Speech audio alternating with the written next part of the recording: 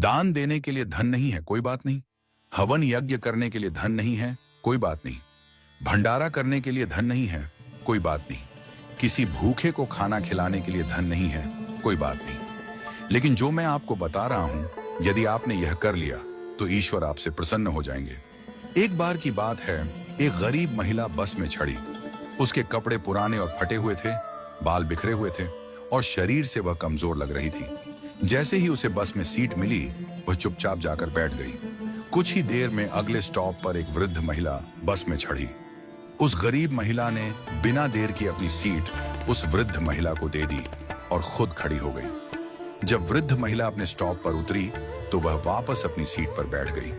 थोड़ी देर बाद एक छोटी बच्ची बस में चढ़ी। बच्ची को खड़ा देख उस महिला ने फिर से अपनी सीट दे दी और खुद खड़ी हो गई। बच्ची का स्टॉप आने पर वह वापस अपनी सीट पर बैठ गई। इसके बाद एक गर्भवती महिला आई।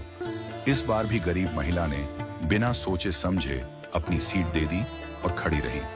गर्भवती महिला के उतरने पर वह फिर से अपनी सीट पर बैठ गई। थोड़ी देर बाद एक सामान्य महिला बस में चढ़ी। वह न वृद्ध थी, न बच्ची, न गर्भवती, पूरी तरह स्वस्थ लग रही थी। फिर भी गरीब महिला ने अपनी सीट छोड़ दी और उस महिला को बैठा दिया।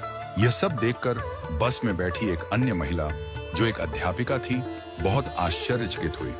उसने सोचा, वृद्ध महिला, बच्ची और गर्भवती महिला के लिए सीट छोड़ना समझ में आता है, लेकिन एक सामान्य महिला के लिए बार बार सीट छोड़ने का क्या कारण हो सकता है? जब बस अपने आखिरी स्टॉप पर पहुंची तो अध्यापिका ने गरीब महिला से पूछा, बहन, मैंने देखा कि आप बार बार अपनी सीट दूसरों को दे देती हैं। आपका भी उतना ही हक है सीट पर बैठने का, फिर आप क्यों खड़ी हो जाती हैं? गरीब महिला मुस्कुराई और बोली, मैडम, मैं दूसरों के घरों में बर्तन साफ करती हूँ, खाना बनाती हूँ, झाड़ू पोछा करती हूँ। मेरे पास अधिक धन नहीं है कि मैं किसी को दान दे सकूं, भंडारा कर सकूं, हवन यज्ञ कर सकूं या किसी भूखे को भोजन करवा सकूं। लेकिन मेरे पास मेरे कर्म हैं और मैं अपने कर्मों से दान करने की कोशिश करती हूँ। उसने आगे कहा, मेरे अच्छे कर्म ही मेरे ईश्वर के खाते में बैंक बैलेंस बढ़ा रहे हैं। इन्हीं कर्मों के कारण मेरा परिवार सुखी है। मेरे बच्चे पढ़ाई करते हैं, मेरा पति मेहनती और समझदार है।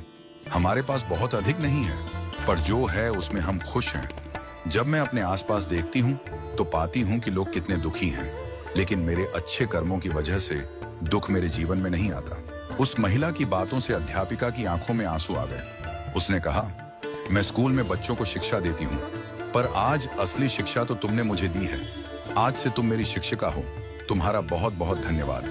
इस कहानी से हमें यह सीख मिलती है कि सेवा के लिए धन की आवश्यकता नहीं होती। हम अपने छोटे छोटे कर्मों से भी दूसरों की मदद कर सकते हैं। किसी बुजुर्ग को सड़क पार करवा देना, किसी जरूरतमंद की सहायता कर देना, किसी को प्रेम से मुस्कुरा देना, ये सब कर्मदान है। जब हम दूसरों के जीवन में खुशी लाते हैं तो वह खुशी हमारे जीवन में भी लौट कर आती है। हमारे दादाजी कहते थे, अपने अच्छे वक्त में बुरे वक्त की तैयारी करो और बुरे वक्त में अच्छे वक्त की। जब अच्छा समय हो तो लोगों की इतनी मदद करो कि बुरा समय कभी आए ही ना।